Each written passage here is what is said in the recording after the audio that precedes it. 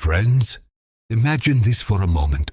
What if one day, instead of water, oil started falling from the sky?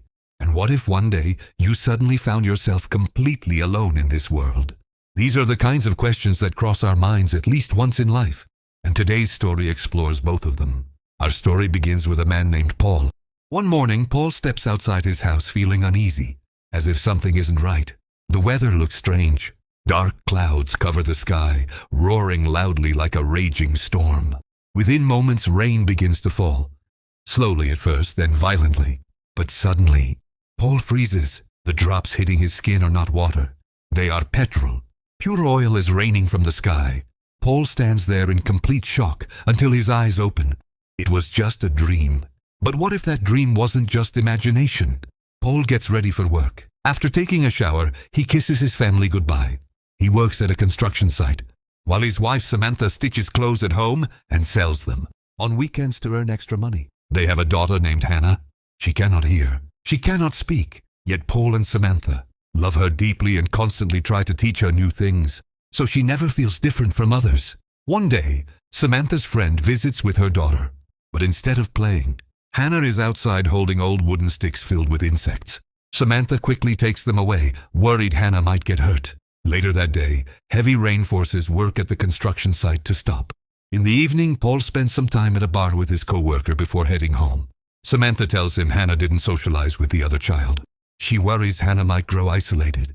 Paul gently reassures her. Hannah is still young. She will learn with time. The next day, Paul is working in the backyard while Hannah plays nearby. Suddenly, dark clouds roll in again. Moments ago, it was sunny. A bolt of lightning strikes nearby. Their dog panics and bites Paul out of fear. Paul wakes up screaming. Another dream. Now he's disturbed. These dreams feel too real. The next morning, Hannah is playing with the dog, but Paul pulls her away instinctively. Samantha finds this strange, but Paul avoids explaining. At work, Paul keeps checking his hands, as if expecting injuries from his dreams to appear. He sees a massive flock of birds in the sky, moving unnaturally, as if warning him. His co-workers see nothing. He begins to doubt his own mind. Later, Paul arrives late to Hannah's school meeting, still wearing dirty work clothes. Samantha is upset, but together they practice sign language to help Hannah. On the way home, rain starts again.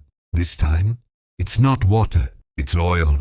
Visibility drops. Paul keeps driving. The car skids. An accident almost happens. Suddenly, a stranger grabs Paul, trying to drag him out of the car. Paul can't breathe. He wakes up again. Another nightmare. This one leaves him gasping for air, unable to scream. It's the weekend. Samantha goes out to sell clothes. Paul builds a separate shelter for the dog outside, afraid his dream might come true. He then opens the basement, locked for years, and begins cleaning it. By evening, Samantha returns happily. She made good money. The news suddenly reports a gas pipeline explosion, killing an entire family. Paul panics and rushes to shut off the gas at home. He notices Hannah staring outside the window, watching someone. Rain pours heavily. Paul pulls her back. Then violent knocking shakes the house. Furniture lifts. The walls tremble. Silence. Another dream. This time Paul wakes up soaked in sweat and fear. Samantha, frustrated, tells him to go to church. Instead, Paul goes to a library, reading books about mental illness. He buys canned food, stores it in the basement, and finally visits a doctor. The doctor refers him to a psychiatrist, suspecting anxiety linked to family history. Meanwhile, Samantha learns Hannah's medical insurance can cover her surgery. Good news. Yet Paul hides his medication and therapy visits. Paul's obsession grows. He talks about apocalypse, survival, storing food. Thunder terrifies him. He visits his mother, who lives alone due to insomnia and hallucinations. The same symptoms. That's when Paul decides to build something. A bunker. Using shipping containers, loans, and borrowed machines, Paul builds an underground shelter behind his house. The cost is huge. He mortgages his home. Samantha is devastated when she finds out. Paul loses his job for misusing company equipment. Their finances collapse.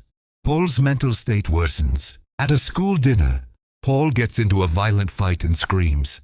that a massive storm will destroy everything. Everyone thinks he's insane.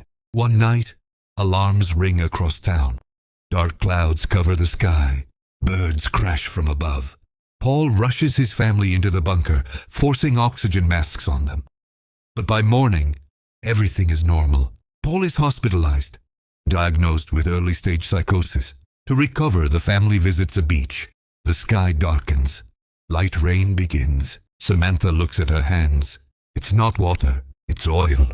This time, it's real. She looks at Paul and quietly says, "It's time." They head back to the bunker, and that's where the story ends.